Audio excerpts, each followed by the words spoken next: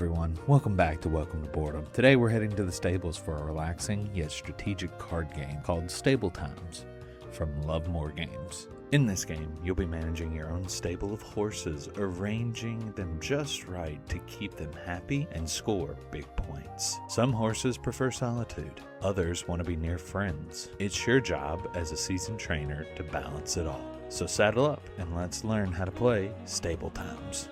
Now we're going to take some time, we're going to look at the components and we're going to see what comes on the inside of the box. Inside you'll find 74 cards, including 5 different horse types, 9 wild cards, 5 reference cards. Then you'll find a beautiful pasture cloth board, a score pad with 25 double-sided sheets, and 5 double-sided stable boards for each player. So what is your goal of the game? To collect and place up to 12 horses in your stable. Each horse has a unique score, and it all depends on their personality and type. The player with the most ribbons at the end of the game wins. So now that we've looked at everything that comes on the inside of the box, let's take a moment and we're going to talk about how to set up a game. First, we're going to place the pasture. That is the cloth board, and we're going to lay it out flat in the center of the playing area. Then, give each player 1 reference card and a stable board, and the basic side must be face up.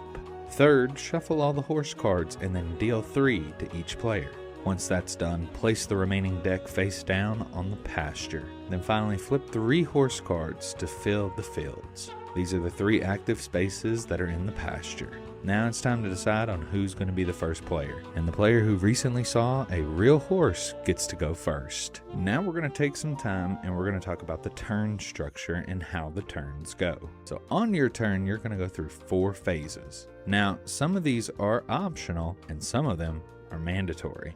The first one is swap, and this one is optional. Second is place, this is mandatory. Third is discard, again, this one's optional. And then fourth, replenish, and this one is also mandatory. Once you're done, the player to your left, it's going to be their turn, as you'll be going clockwise, taking your turn. The game will continue until someone fills up 3 aisles in their stable. So now we're going to take some time and we're going to look at these phases specifically and more in depth. First, we're going to start with swap. So to start your turn, you may want to swap a horse, and that means discarding 1 horse from your hand and placing it on top of one of the fields in the pasture. That means discarding 1 horse card from your hand and placing it on top of one of the fields in the pasture. Then what you're going to do is you're going to draw a new horse, and you're either going to choose from the top of the deck or from a different field. Now here's an important thing to remember. When placing a horse into the field, you can only cover the bottom half of the card underneath.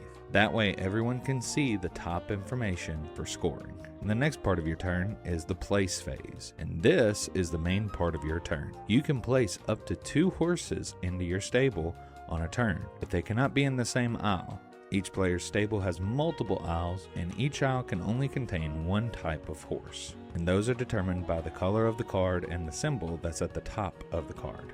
So, for example, let's say Sarah plays Cream Puff in aisle 1. That aisle is now dedicated to that horse's type only. So only that color of card and symbol can go there for the rest of the game. Cards are placed from top down, meaning the first horse in the aisle goes closest to the stable, and new ones will go beneath it. As well, you must cover up the bottom half of each card whenever you place it. Each aisle can hold up to 3 horses total. And then finally, let's take a look at the wild horses. They're going to be marked with a W, and they can go into any aisle and take any aisle's type for scoring. If at any point you can't legally play a horse, well then you have to discard your whole hand and draw 3 new horse cards, and that will end your turn immediately. Now the next phase is the discard phase. After placing horses, you may have the choice to discard any number of horses from your hand. You're going to be placing them at the top of any fields in the pasture, and this is going to help cycle cards and prepare for better draws in the future. But again, this is optional and you do not have to do it on your turn. And then the final phase is the replenish phase. At the end of the turn, make sure that you have 3 horse cards in your hand. So if you don't, then you must draw them from the deck. Then you're going to check the pasture, and you're going to see if it needs any replenishing. Be sure to follow along with these rules. If a field is empty, flip a new horse card from the deck onto the space. If there are 3 or more horses of the same type showing in the pasture, then replace them with 3 new horse cards from the deck. So you must always keep the pasture fresh. Now we're going to talk about upgrading your stable. Now, as I said earlier, there are two sides to the stable boards. There's the basic side, which is the one you will start with, and then the upgraded side, which will change during the game. Now, you'll be able to flip to the upgraded side during the game once you've met these conditions. First, you have to complete an aisle of 3 horses of your stable's preferred type.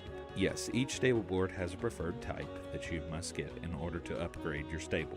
The second and final one is that you must have at least 2 horses of each of the 3 disciplines, blue, yellow, and red, anywhere in your stable. Once you've upgraded to the upgraded stable, your stable scores more points at the end of the game. Now it's time to talk about when the game ends. The game ends when a player has completed 3 aisles of 3 horses each. In a 5-player game, it's going to be when the deck of cards run out, and there's no discard pile. Once that's happened, finish the current round so everyone has had the same number of turns. Now it's time to score and see who's the winner. Players can earn ribbons for the following things: each horse in their stable, any special scoring conditions shown on the stable board, and that's going to be the only side of the board that is face up.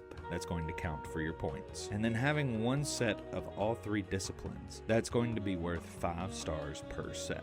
And the player with the most ribbons is the winner of the game. And if there ends up being a tie, the fewest wild horses is going to be the person who takes the victory. Now, another thing that you need to know about this game is that there is a solo mode. And for solo play, you're going to compete against yourself to achieve the highest score possible, just to show off how great of a horse whisperer you are. The setup and the rules are the exact same. There's only 2 small differences. Only 2 fields are used in the pasture, and if 2 of the same horse types appear in the pasture at the end of the turn, all horses are going to be discarded and replenished. One of the ways to win the game is to check your final score. If you have 35 points or more, you're an amateur trainer. If you have over 42 points, you're a pro trainer. If you have over 52 points, you're a master trainer. So the question is can you master your stable in the solo mode? And that's everything that comes on the inside, how you set up, and how you play a game of Stable Times by Lovemore Games. It's a light strategic card game with charming art and clever mechanics that make every stable feel unique. If you've enjoyed this how to play video, then hit like and subscribe to Welcome to Boredom for more board game guides. As well, feel free to interact with the video and drop a comment below. What is your favorite horse type? Have you played Stable Times yet? Or what would you name your horse? Thank you so much for watching. I'm Drew. This is Welcome to Boredom, and I'll be sure to see you in the next video.